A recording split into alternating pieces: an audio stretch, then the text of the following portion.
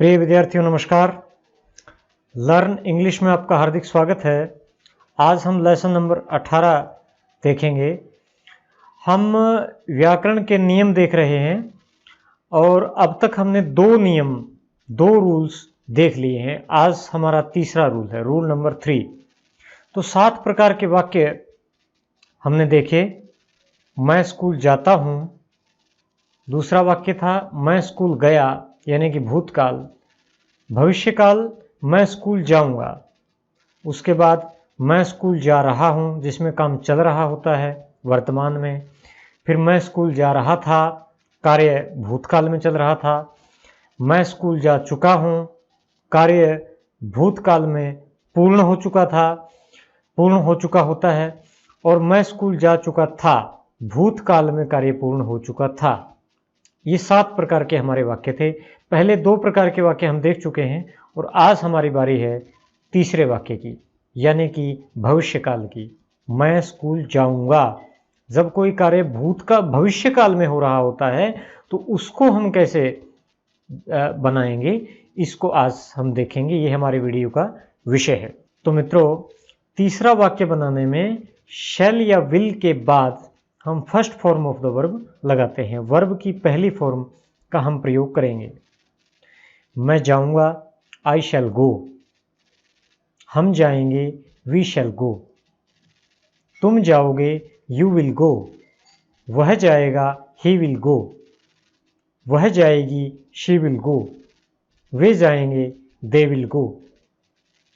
यहां हमने देखा कि आई और वी के साथ हम शैल का प्रयोग कर सकते हैं, लेकिन आधुनिक अंग्रेजी में, खासकर जब अमेरिका का प्रभाव बढ़ता जा रहा है, अमेरिकन इंग्लिश का, तो हम वर्तमान में शैल का ज़्यादा प्रयोग नहीं भी करते हैं। विल से ही हमारा काम चल जाता है।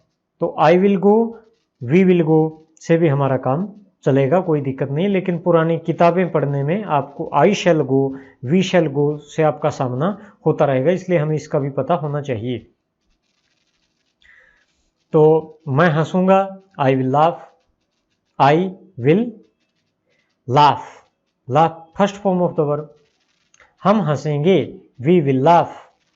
तुम हंसोगे, यू विल लाफ। वह हंसेगा, ही will laugh.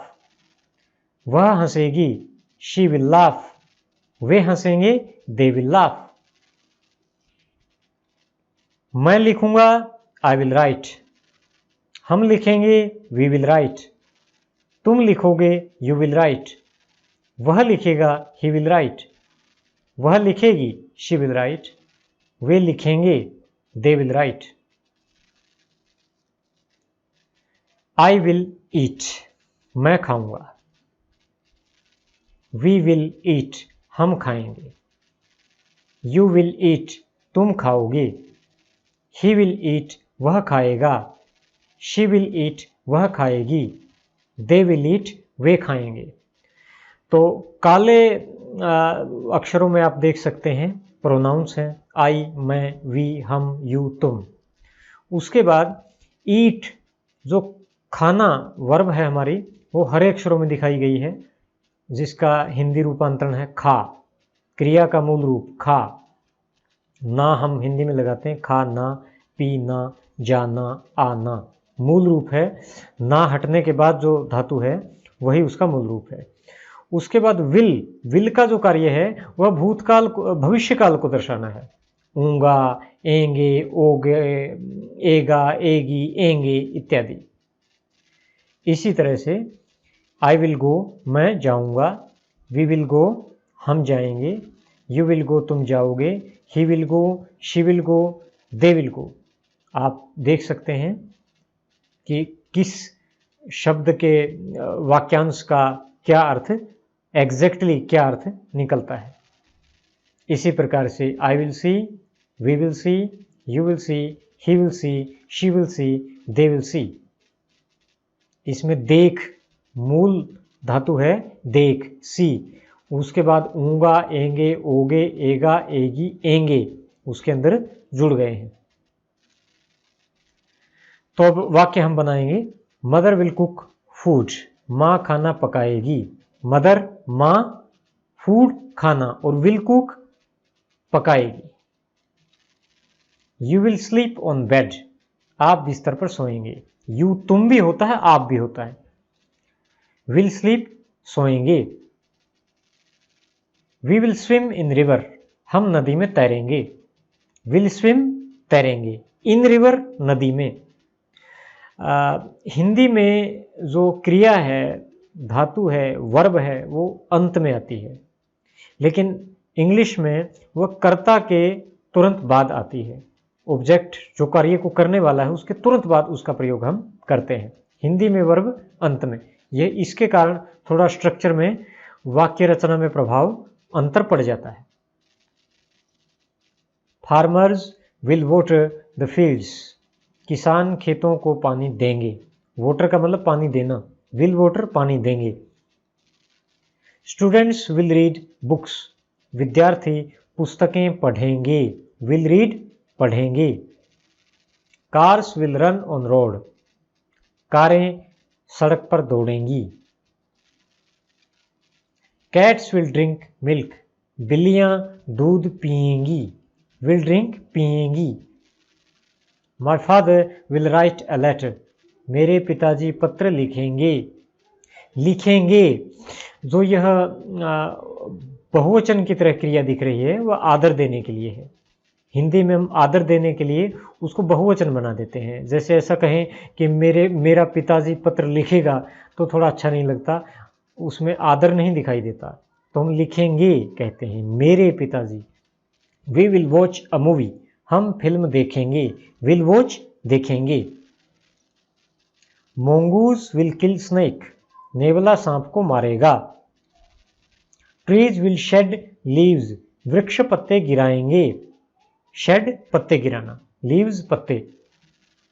You will shut the door, तुम दरवाजा बंद करोगे।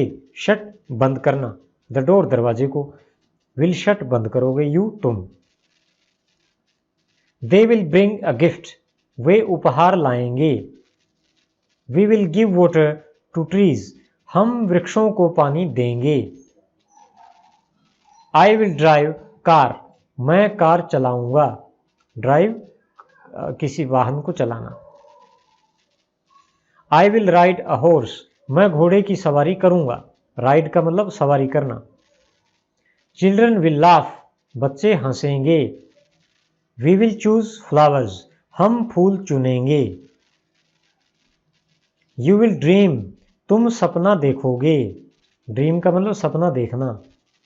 We will build a house, हम घर बनाएंगे। काउज विल गिव मिल्क, गायें दूध देंगी। विमेन विल सिंग सॉन्ग्स, औरतें गीत गाएंगी।